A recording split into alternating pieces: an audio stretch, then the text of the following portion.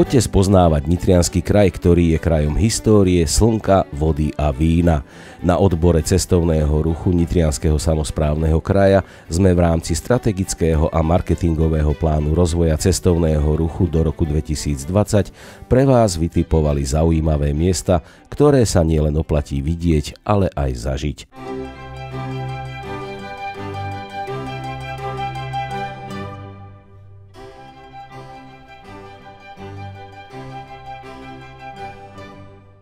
Tekovské múzeum v Leviciach vzniklo zásluhou vrabeľského poštmajstra Jozefa Néčejho, ktorý daroval mestu Levice v roku 1927 svoju rozsiahlu zbierku. Prvým sídlom múzea bolo druhé poschodie mestského domu. V roku 1958 sa múzeum presťahovalo do areálu Levického hradu, kde sídli dodnes. Dominantou areálu je gotický hrad z druhej polovice 13. storočia.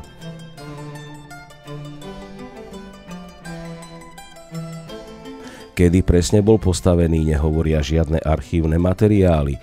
Tie pravdepodobne zhoreli v plameňoch, ktoré uchvátili hrad v roku 1434. Levický hrad plnil dôležitú úlohu v 16. storočí, v čase, keď v Európe besnili osmanské vojská.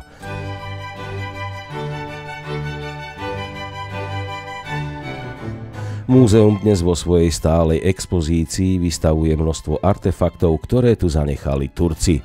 Milovníci zbraní môžu obdivovať aj obojručné meče, hákovnice, budzogáne alebo pištole. Levický hrad má aj svoju hradnú pani. Za mesačných nocí sa vraj po hrade prechádza biela pani, ktorá si hovorí Šeba.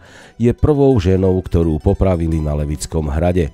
Neprávom jej na dubovom kláte odťali hlavu a tak dodnes nevie nájsť svoj pokoj. V múzeu sa nachádza cenná zbierka predmetov od doby kamennej až po stredovek. Prvá časť stálej expozície zachytáva archeologické predmety, ktoré boli nájdené v Leviciach a v okolí.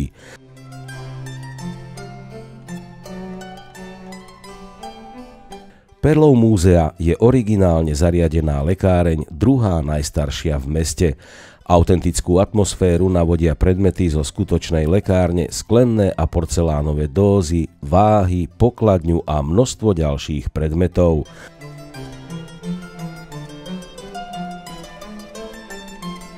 Neodmysliteľnou súčasťou minulosti boli remeselníci a cechmajstri. Najstaršie predmety sú z roku 1550, napríklad pečatidlo, ktoré používali mlynári. Hovorí sa, že najchýrnejším remeslom v Leviciach bolo čižmárstvo.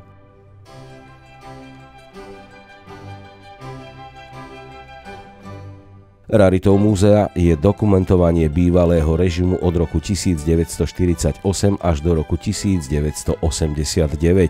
Vďaka Petrovi Bielikovi, synovi Ladislava Bielika, ktorý daroval otcové fotografie Tekovskému múzeu, tu vznikla stála expozícia.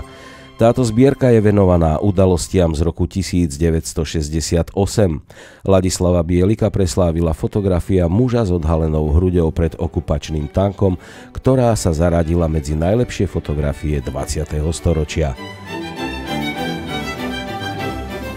Podľa slovíčka čilej, čo znamená teraz, sa pomenúvajú spoločným označením 9 rídzoslovenských čilejkárskych dedín v okolí Levíc.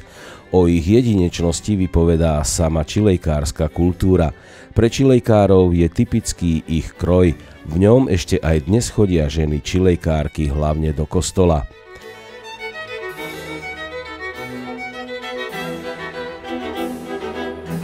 Z tohto starobilého miesta môžete začať vašu cestu histórie a oddychu.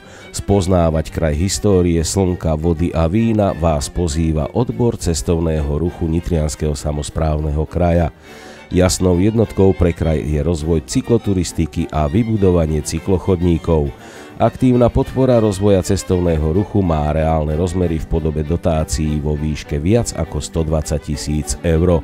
V nasledujúcom období pribudnú na hlavných cestných ťahoch hnedé informačné tabule smerujúce k miestam, ktoré sa oplatí navštíviť.